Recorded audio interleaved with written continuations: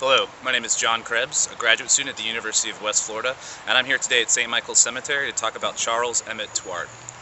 Charles, or Emmet as he was regularly referred to throughout his 20s, was a stevedore who worked at the local docks as well as a baseball player for the local Pensacola Baseball Club.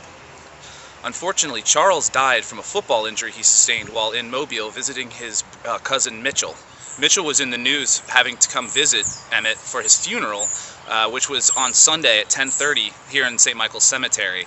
Now what's really interesting is how many different articles were mentioned in the newspaper for Emmet, so he must have been somebody pretty important because several accounts of him playing baseball and the football game that he was involved in.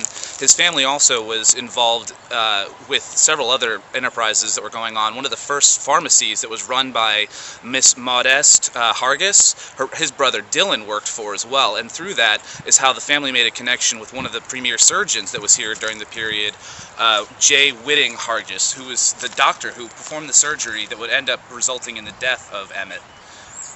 Charles Emmet Touart was a stevedore at the local wharf, and during that time the Stevedores Benevolent Association was a union that Charles belonged to that would have been who paid for his final resting place. He has the nicest tomb in his plot, or the nicest headstone in his plot. As part of the Stevedores Benevolent Association, each individual would pay in $7 yearly to have their final resting place secured and paid for as part of their last rites.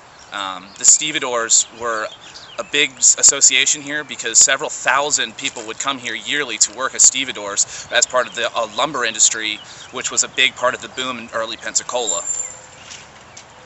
Unfortunately, due to his untimely death, there's not too much information beyond that to say.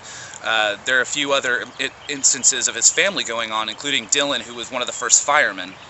His parents would live for several years longer. Frank, his father, was one of the early policemen for Pensacola. His mother had 9 children total, and as part of that, the family grew and is an influential part of early Pensacola.